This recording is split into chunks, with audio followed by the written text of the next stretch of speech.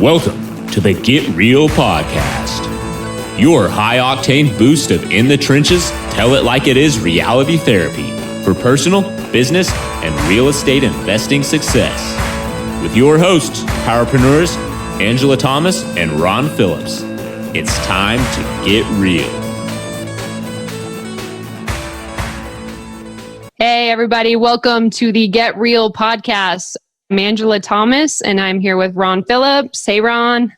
Yep. Pumped to be here. Joining us from South Carolina. All right.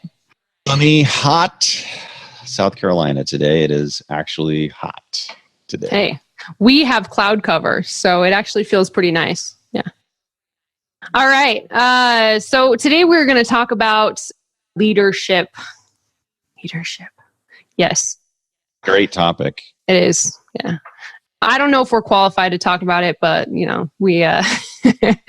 we still, we've seen really good leaders. We have really good leaders in our group of friends, and we're striving to get things we're not qualified to talk about, Angela. Yeah, you're right. Stop us today. We're not qualified to talk about any of the things we talk about, but here we go.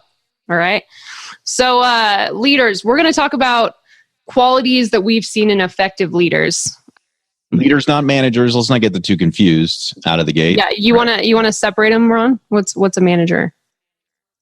I think that there was a picture one time that I saw about managers. Managers like sitting behind a desk, and he's got a whip, and he's like cracking the whip on everybody. Mm-hmm. And then the next picture, it shows a leader, and the leader's out front with a flag, and he is marching, and everybody's behind him. Yes. I love that. The difference between leaders and managers. Okay. Yeah, all those war movies, if the leader actually is the first one out charging the field, I know that's kind of an ancient war movie, but if they're out there fighting in front of their team, that's a leader compared to a manager that stands behind them and yells at them to, work harder, kill more people. I got a great example. Okay. I got a great example. I used to work at a company, and I was pretty decent friends with the owner. And he hired this guy, this manager, sales manager guy. And I really didn't like this guy out of the gate. I couldn't put my finger on what the problem was with him, but there was a problem. Couldn't figure it out. And then we had this massive flood one day, right? So we had this 2-story office, and the call center and all of the computers was on the bottom floor. And I mean, when I say it rained, like you couldn't see the other side of the street kind of rain. Wow. And before long, there was this little creek behind the office. Before long, the creek was completely out of its banks. It was in the parking lot, and it was starting to float our vans, right? The service vans were starting to float up, right? So now it's coming into the building, and it was all hands on deck, like everybody, including the little office girl. I don't know. She may be office girl or whatever. She's yeah. And she's dressed in nice clothes. We're all dressed in nice clothes. She was wearing, some kind of a white thing. I remember because she was going to get into this water. It was dirty. And I'm thinking, oh my gosh, that's going to be ruined. There's no way that's coming clean. Yeah. Every single person in that building, including the owner, are all down in the water. We're trying to drive the vans out and up on the street so they don't float down the creek. And, we're trying to put all of the computers that were on the floor up on the desks. We're trying to save everything, right? We're just down there in triage. And everybody's running around. Nobody's noticing anything. And all of a sudden, I had to go upstairs to get something. I go upstairs, and here's this dude sitting by himself in a chair. And I said, dude, we're all down there trying to save the company. What's going on? He's like, yeah, man, I can't, my shoes. Oh my gosh. So what's the problem? The problem with the dude is he's not a leader. Did he lead anybody? No, he was sitting upstairs concerned with himself. It sounds like the owner was an actual leader, but your sales manager was a manager. Everybody else in that moment was more of a leader than he was, including the girl who sat at the front desk. Yeah. Because she knew instinctively what needed to be done. She didn't wait on anybody to go tell her what to do. She just went and did it. That's what everybody was doing. Awesome. there's the difference between a leader and a manager. He was hired to be a manager. That's exactly what he was. And it's unfortunate because that position actually needed a leader. So it's a great story. Thanks, Ron. Yeah. So we're just going to talk through a couple of the main qualities that these leaders have. Obviously, the most important one was illustrated in the story Ron just told. If you have that, you're 90% of the way there, 95. But but let's talk about a couple more here. So, number one, leaders get the give and take of communicating. Okay, so a manager talks to you, and a leader communicates with you, and it's a two-way street. Love that. They like talk at you. Talk at you. Thank you. Like talk at you. You get this done, and this is how I want it done. Right? And if talking to you and then talking at you doesn't work, they talk down to you. Yes. That's the next step, right? We've all worked for somebody like that. I mean, honestly, I thought I was never going to last at a company for longer than like a year because I worked for quite a few managers that talked at me and didn't care what you had to say or didn't value your opinions. I've had some really, really good examples of leaders too, who sit and listen and understand that some of the best ideas don't come from them. They actually come from the people who are doing the work. Yes, love that. In the field, doing whatever it is that we're trying to elevate, right? Yeah, and if our team members are listening to this, we realize that we are not always good at this. It takes work it takes more time to sit and listen and actually try to understand people and figure out what's actually happening and learn people's opinions and learn about people than it does to just dictate, right? Yep. So it's an easy habit to fall back into, especially if you were trained by a manager that did that, which I was at several jobs. So I apologize to anybody that I do that to. But I know that this is super important. And all of my, all the leaders that I look up to in my life have done this very well. So, and I don't want to call Ron out, but he's usually pretty good at this. I mean, occasionally he gets busy and he talks to you, but most of the time, the reason I've been with Ron for 11 years or working with Ron for a long time, 11, 12 years, something like that, is because I felt valued and Ron's loyal and he listens. And it's a two-way street. So I appreciate that. You guys all see me? Sorry. I'm blushing right now. But every good leader in my life has done that. And we try so hard to do that in our company. We know that, some of the best ideas we've implemented have come from like new people in our company, somebody we hired to do paperwork for us or whatever, brought in an idea that changed the business completely. And so there's a quote that I absolutely love. I'm pretty sure it was Andy Stanley who said this. He says, leaders who refuse to listen will eventually be surrounded by people who don't have anything helpful to say. Oh, that's awesome. Think about that for just a second. Leaders who refuse to listen will eventually be surrounded by people who don't have anything helpful to say. That's crazy. That makes me think of The Office with Andy, like being a yes man. If you don't listen to anyone and you dictate, you're going to surround yourself with yes men that just agree with you because it's easier, right? And that's not useful. It doesn't do anybody any good. And because they're scared to say anything out of what you have already dictated, which is, that's really short-sighted. Because for anybody who out there I think we went over this in the last episode, but anybody out there who thinks that they know how to do everything better than everybody else, I promise you don't. Yeah, and some of the best leaders in the world say that they surround themselves with people who are smarter than they are. You want to hire people who are smarter than you in different ways and that have different skills, because otherwise you're going to miss out on tons of stuff. And then you have to empower them, right? You have to empower them to use the intelligence that they have to make things better than you were able to make them. Yep. And then you have to get out of your head about the fact that somebody did something better than you did, and it's okay, right? Because it helps everybody else out for that to happen. So get rid of the pride. Just check it at the door every day before you go in. That's the first step in being a leader. Yep. All right. Next one. So number 2, They know how to establish and maintain momentum. Yeah. So this one's interesting. Tell me because more about that. Yes. No, I instantly think of the bad example first because I've seen it a lot. Well, plus it's more fun. Yeah, it's more fun to talk about anyway. It is more fun. Yeah. So, I mean, I've worked for, several companies and managers that did this the wrong way. They'd give you a huge project. And yeah, I'm thinking of one at a retail store I used to work at, but they'd give you a huge project. Don't laugh, Ron. Come on. Oh, it's such a great organization. I know. Yeah, it was Abercrombie, in case anyone's wondering. But I was a manager for them straight out of college. And so, it would come down from home office that we'd have this huge project and we'd have to like redo the whole store in one night. And, everything is dictated out, like specifically page by page with pictures on how to make everything look, because they can't, run the risk that you do anything wrong.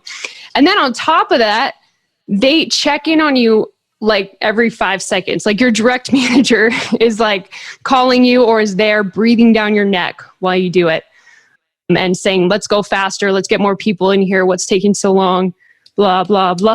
So I know why they have to do that. They're a large company, but man, does it take the wind out of your sails. I mean, I was a robot, and so was everyone else working for us that had just had to follow exactly what we were told and stay on their timeline, and it basically felt like they were behind us with a whip.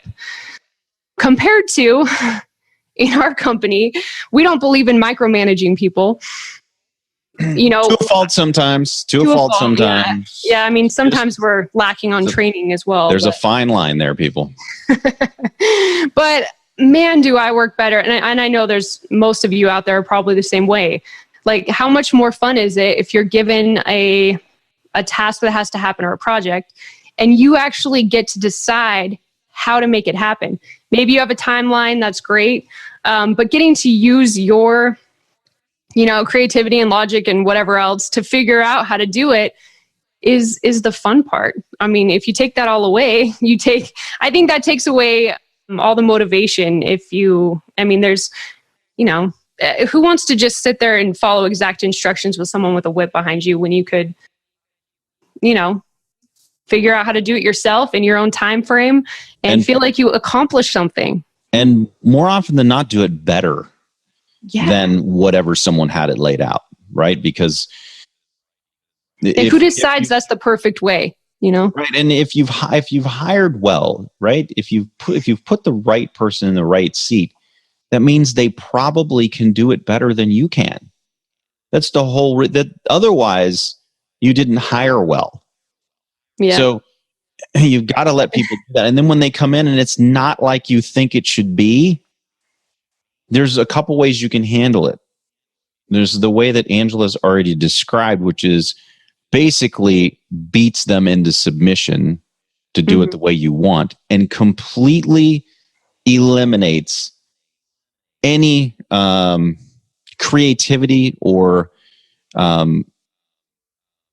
motivation to do anything any better ever, right? Yep. They're just going to do the minimum that you can do. That's what they're forcing them to do. Yeah. The other way is to, even if it's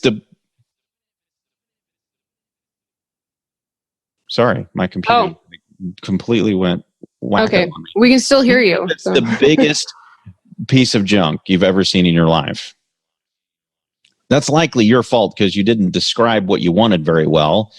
But even if it is, the best way to get a better product is to compliment the piece of trash that they brought in and then give them some ideas about how to make it better and then let them own it again. Because look, you have to be willing to let people fail for them to be able to grow into the position and become better than they are. And unfortunately, a lot as entrepreneurs, we are not geared to let people fail. Mm-hmm. Can't do it. It's got to be this way. It's got to be done just like this.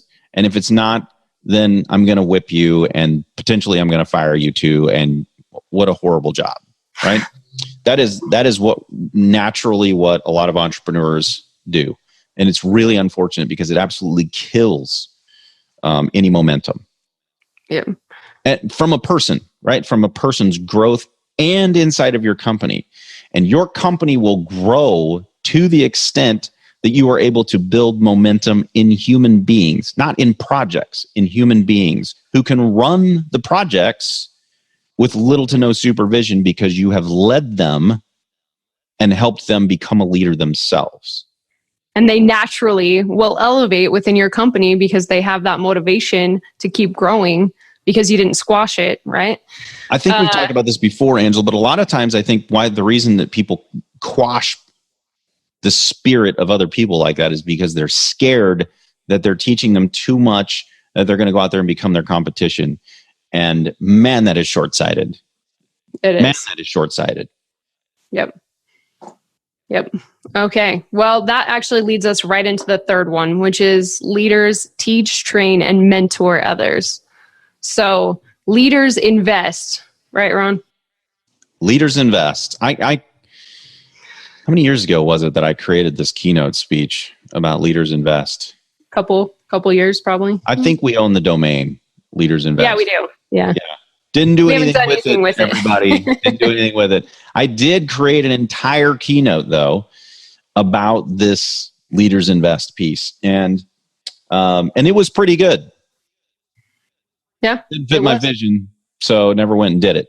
And that all kind of happened around the same time I was figuring out my vision, and I didn't really want to be on the road a million weeks a year, so I didn't do that. But this is a big deal to me. Leaders invest. They invest, like we were talking about, they invest in other people. Yep. Right? They also invest in themselves. The only way to become a better leader is to surround yourself with people who are better than you and learn how to become a better leader. Get rid of that old school management BS that is, yes. I hate that stuff. And it drives me nuts when I see it. Yep. Gosh, guys, you can't treat people like that anymore. Nobody should have ever treated anybody that way, but we all know better now. And unfortunately, some people still do. You don't have to do that to get results out of people, right? No. So what do you do instead? We're just talking about this, Angela. What you're supposed to do instead is give the very best of you and create more leaders inside of your organization. Every single person in there should want to become a leader of something. And it's your job as the leader to instill that in them, to teach them proper leadership style and technique. And that comes from giving everything you've got, everything that you've learned, everything that's in you, and to make other people become better. And I'm telling you, there's nothing.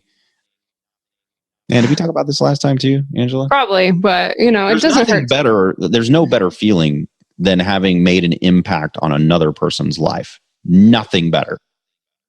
And if you're wondering if you're a manager or a leader, a great way to do a little check on yourself is to look around and see if you've created any leaders around you in your circle. Because real leaders teach and train and share their knowledge and give to others. So you should naturally have new leaders, showing up in your circle and in your business. And I don't know if you agree with this or not, Angela, but I think that to the extent that you have done this well, like I never worry about anybody who I have taught just going out and stealing everything. I don't ever worry about that, I guess. And the reason that I don't worry about that is because hopefully what I have taught is to be the same kind of leader. And that kind of a person would never screw anybody else over. No, because that doesn't mean that people can't leave and go do their own thing. That's not what I'm saying. But there's a way to do that and a way to not do that. And I would hope that over the years, having the right people on the bus in the right seats, that we're all heading the right way, the same way. And that, I just don't ever worry about that. So maybe, somebody out there is going to go, that's really stupid of you, Ron. But I just don't burn myself with it. I'm an open book. No, and we have people ask why we're loyal to Ron. I know you've asked me to tell you that because somebody asked you why people in the company are loyal. Speak on it, and I had absolutely no idea. Yeah, but the way that you inspire loyalty, first of all, being loyal to others, but if you give to people in this way and give of yourself and are willing to, invest in other people and raise them up as well, it inspires loyalty to you. I mean, they're not going to want to screw you over, as Ron put it. So it's just the way it is. If you're giving that much to people, you give to someone, they feel a loyalty and indebted to you. And that happening is just super unlikely. I think it's coupled with the empowerment piece, because you can teach and give and give and give, but when it comes right down to it, if they don't do it exactly the way you want them to do it, that you quash them. Oh yeah, then yeah. It doesn't work, right? You have to be able to. You have to be able to figure out how to reel things in, and then empower people to do it again. There's nothing wrong with. So I'm a youth leader at church, and 12 to 18-year-olds, just sometimes they just don't get it, And the whole purpose, I feel my whole purpose is to help these people become leaders themselves. So we give them things to do, and sometimes they show up, and I'll be doggone if they're just not done, right? Didn't happen. And you could be really hard on those people, but in the other way to do it is to explain to them what not doing whatever it was that they were assigned did to everybody else. So you don't let them off the hook for not doing what they're supposed to do or not doing it right, but then you teach them how it should have been done, what they could have done, eliminate all of the excuses.